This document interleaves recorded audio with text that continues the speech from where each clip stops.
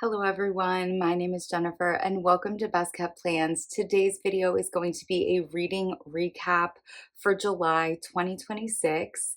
If you're interested in seeing all of the books that I read last month, please stick around.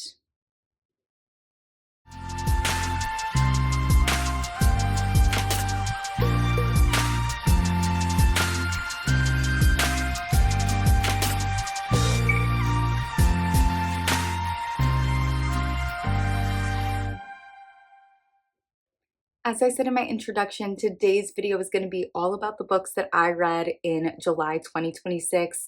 I'm battling against a couple of things trying to film this video. One of them is light. As you can see, the shadows not so great right now, so I'm trying to film this very quickly so that the lighting doesn't get even worse than it already is. I've also been dealing with some major phone issues, and I record all of my videos on my cell phone, so I don't know how well this is going to go. My phone has been shutting off randomly, completely draining of battery very quickly. I actually have it plugged in right now, charging as I'm filming this. So I'm going to try to be as swift as I can be. So let's get started with talking about the books that I read in the month of July, starting with The Raven Scholar by Antonia Hodgson. And I ended up really liking this.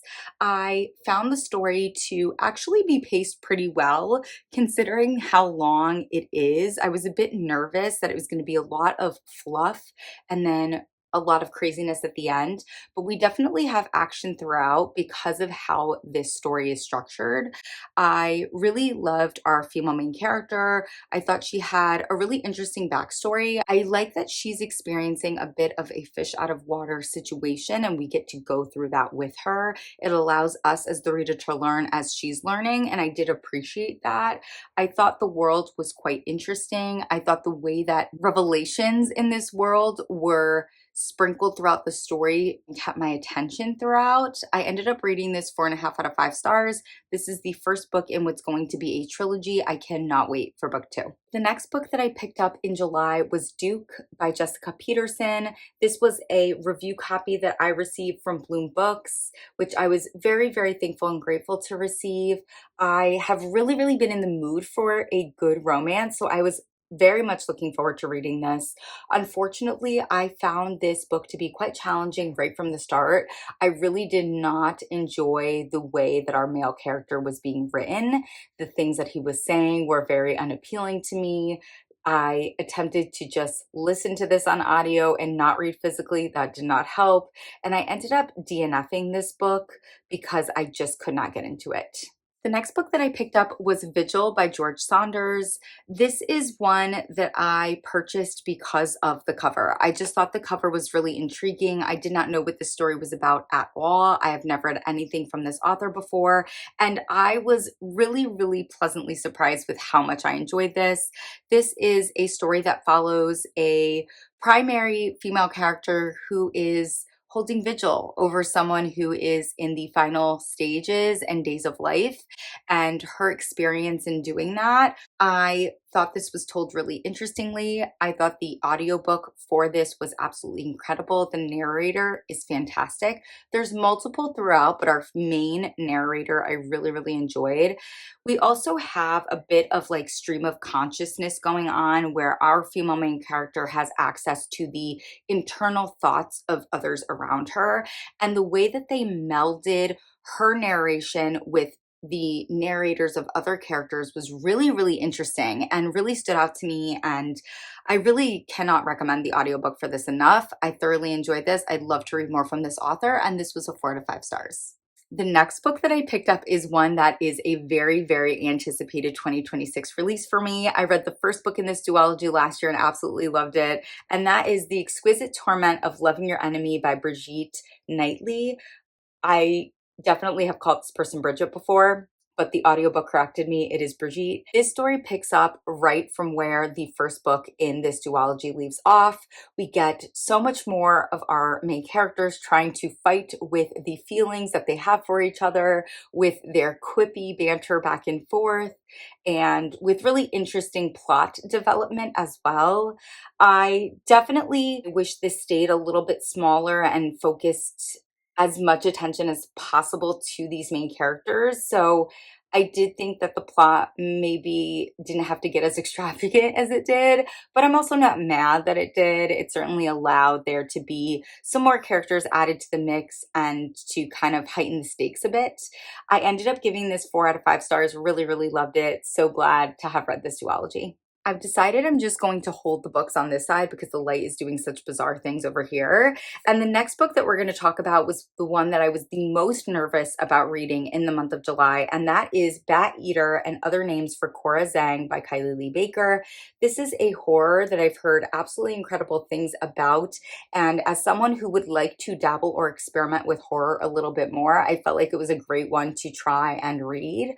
I was very, very nervous though because the main character in this book does have obsessive compulsive disorder, and I just personally have a hard time reading about that. With that being said, I was able to make my way through this book. I was able to read this. I do think, though, that my constant fear of being unable to tolerate the parts of the book that were focused on OCD hindered my enjoyment of the overall story, though I did enjoy the overall story. And so while many, many people rave, absolutely rave about this book, and I can understand them raving about this book, I enjoyed it. I didn't love it. I gave it 3.5 out of 5 stars. I don't know that I will read another book from this author, but I certainly want to dabble in horror more. I realized as I was talking about the last book that me leaning this way makes weird light things happen to my face. So we're just going to kind of continue to rock and roll. And we're going to talk about my next read, which was Heartstopper Volume 6 by Alice Oseman. I was very much looking forward to this, but also completely forgot it was coming out in the month of July. And I did pick it up as soon as I realized, which was only a couple days after release day. And I read it right away and I loved it. I love Nick and Charlie. I love their story. I love how their relationship has evolved over the course of this series. I love their interactions with their friend group and people around them. And this just made me feel warm and fuzzy, and it gave me a little bit of what I was craving in terms of romance. Of course, this is a graphic novel, so we're not getting all of the details that we'd be getting in a normal novel, but I really, really enjoyed this. I thought this was a great ending to this series, and I rated this 4.5 out of 5 stars. The next book that I picked up was The Last Wish of Bristol Keats by Mary E. Pearson. And to keep this one short and sweet, I ended up DNFing this, not because I wasn't enjoying it, but because I just felt like it wasn't the right time to read it. Usually if I DNF a book, it's a hard DNF. I have no intention of trying it again. This one is going to be a soft DNF for me. I'm not going to get rid of it. I am going to attempt it again in the future, but I do actually think that I need to read the first book in the series again before attempting to read the second book again. The next book I picked up was a romance, and that is Behind the Net by Stephanie Archer. I was, again, very much craving romance in the month of July, and I've heard really great things about the second book in this series, and I already had the first book and the second book on my shelf, so I figured I'd pick up the first, read it, and then hopefully dive into the second. I will say, I should have DNF'd this book. I did not DNF this book because I really wanted to read the second book in the series, having heard such great things about it.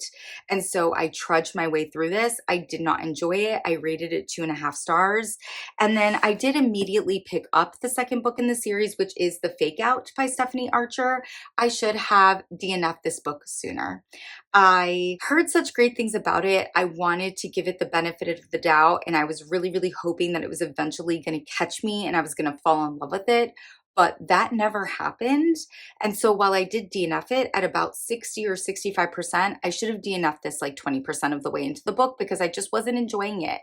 For some reason, these just don't hit for me, and that's okay. After DNFing The Fake Out, I felt like I was in a little bit of a book slump, and I actually didn't pick up a book for at least 5 or 6 days, which is not common for me. I just wasn't feeling intrigued to pick anything else up.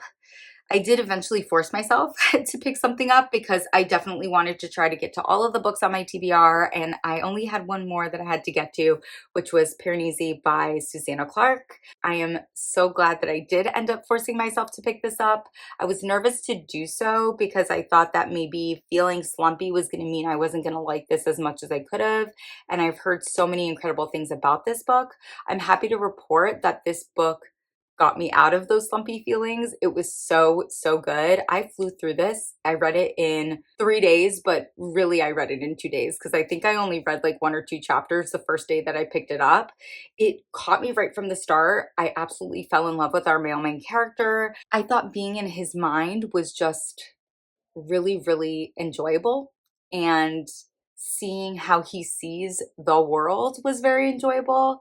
I thought the plot evolving around him was really interesting given his constant frame of reference and the little information or data that he has available to him. I liked the way that this book viewed the world, viewed our reality and what it said about those things. And I really, really urge anyone who has not read this book to read this book. This was a 5 out of 5 star read for me. I thought it was incredible. The next book that I ended up picking up was This Is How You Lose the Time War. And I'm going to say these authors' names wrong, but it is by Amal El Motar and Max Gladstone. I was really looking forward to picking this up. I've heard good things about this story, and while I did find this to be entertaining, I didn't like it as much as I thought I was going to. I think in the end, I just had a little bit of a harder time feeling deeply invested in our characters and their story, though I did think the way that this story was told was really interesting. I think the world that we're living in is very interesting. I think that these two characters being very opposite in terms of where their origins come from and how they function and what their roles are was cool.